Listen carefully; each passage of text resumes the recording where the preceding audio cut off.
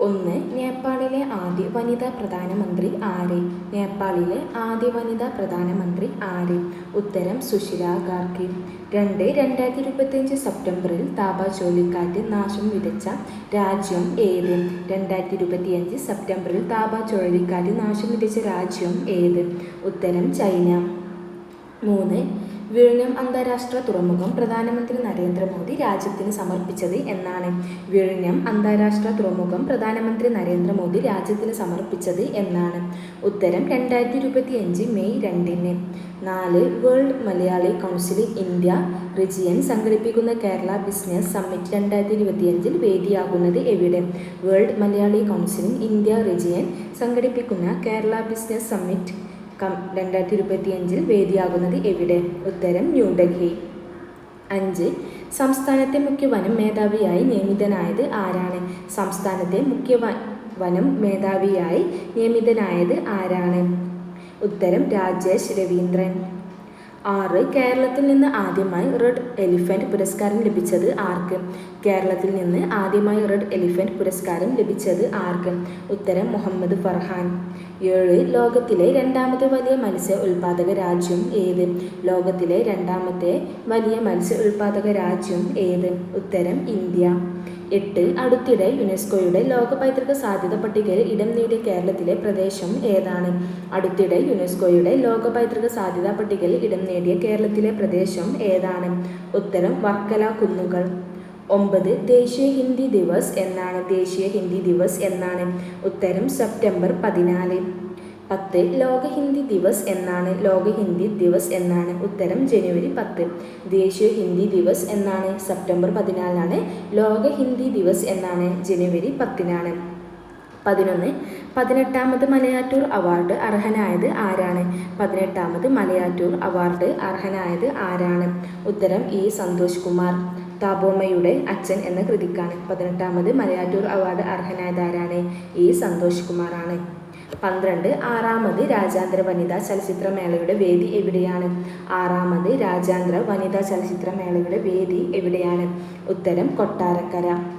13. Supreme കോടതിയുടെ 52ാമത് chief ജസ്റ്റിസായി സത്യപ്രതിജ്ഞ ചെയ്തത് ആര്? സുപ്രീം കോടതിയുടെ 52ാമത് ചീഫ് ജസ്റ്റിസായി സത്യപ്രതിജ്ഞ ചെയ്തത് ആര്? ഉത്തരം ജസ്റ്റിസ് BR ഗവായ്. 14. RBIയുടെ ഡെപ്യൂട്ടി ഗവർണറായി നിയമിതനായത് ആര്? RBIയുടെ ഡെപ്യൂട്ടി ഗവർണറായി നിയമിതനായത് ആര്? ഉത്തരം പൂനം ഗുപ്ത. 15.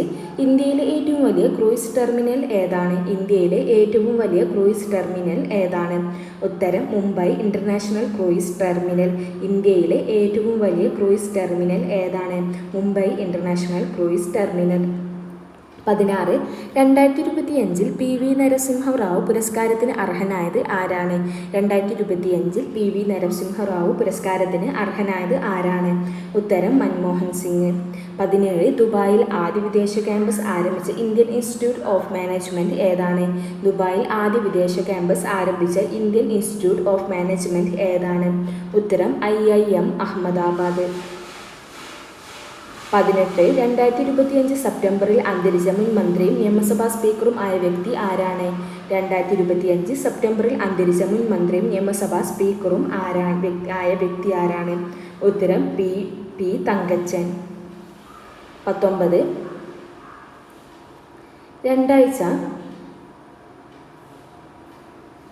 2025 സെപ്റ്റംബറിൽ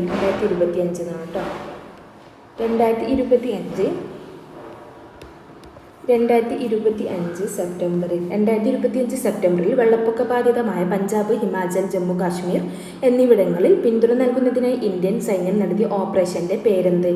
2025 സെപ്റ്റംബറിൽ വെള്ളപ്പൊക്ക ബാധിതമായ പഞ്ചാബ്, ഹിമാചൽ പ്രദേശ്, ജമ്മു കാശ്മീർ എന്നിവിടങ്ങളിൽ പിന്തുണ നൽകുന്നതിനായി ഇന്ത്യൻ സൈന്യം നടത്തിയ ഓപ്പറേഷന്റെ പേരെന്താണ്?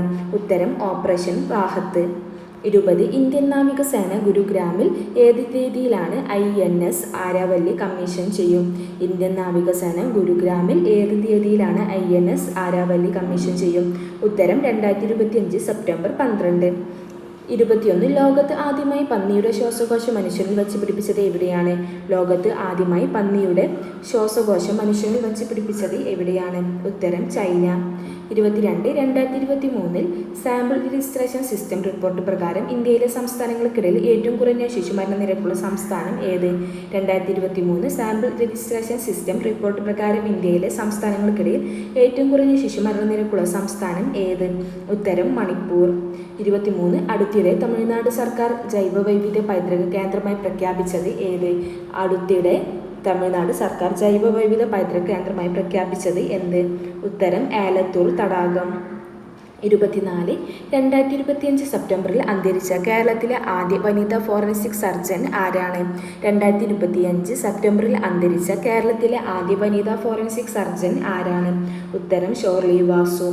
25 വനമേഖലയിലെ എല്ലാ വിനോദസഞ്ചാര കേന്ദ്രങ്ങളെയും ഒരു കുടക്കീഴിൽ കൊണ്ടുവരുന്നതിനായി വനം വകുപ്പ് രൂപീകരിക്കുന്ന ബോർഡ് ഏതാണ്? വനമേഖലയിലെ എല്ലാ വിനോദസഞ്ചാര കേന്ദ്രങ്ങളെയും ഒരു കുടക്കീഴിൽ കൊണ്ടുവരുന്നതിനായി വനം വകുപ്പ് രൂപീകരിക്കുന്ന ബോർഡ് ഏതാണ്? ഉത്തരം കേരള വനം ഇപ്പോൾ ടൂറിസം വികസന ബോർഡ്. 26 പഹൽഗാം ഭീകരാക്രമണത്തിന് ഇന്ത്യ നൽകിയ തിരിച്ചടി അറിയപ്പെടുന്ന ഓപ്പറേഷന്റെ പേരെന്ത്? പഹൽഗാം ഭീകരാക്രമണത്തിന് ഇന്ത്യ നൽകിയ തിരിച്ചടി അറിയപ്പെടുന്ന ഓപ്പറേഷന്റെ പേരെന്ത്? ഉത്തരം ഓപ്പറേഷൻ സിന്ദൂർ. 27 ജന്മഭൂമി പുരസ്കാരം ലഭിച്ചത് ആർക്കാണ്? ജന്മഭൂമി പുരസ്കാരം ലഭിച്ചത് ആർക്കാണ്? ഉത്തരം KS ചിത്ര. 30 ലോകത്തിലെ ആദ്യത്തെ ഡിജിറ്റൽ ട്രൈബൽ യൂണിവേഴ്സിറ്റി ആയി വിഭാവനം ചെയ്ത കേന്ദ്ര സർക്കാർ ആരംഭിച്ച ഡിജിറ്റൽ പ്ലാറ്റ്ഫോം ഏതാണ്? ലോകത്തിലെ ആദ്യത്തെ ഡിജിറ്റൽ ട്രൈബൽ യൂണിവേഴ്സിറ്റി ആയി വിഭാവനം ചെയ്ത കേന്ദ്ര സർക്കാർ ആരംഭിച്ച ഡിജിറ്റൽ പ്ലാറ്റ്ഫോം ഏതാണ്? ഉത്തരം ആദി സംസ്കൃതി. Thank you.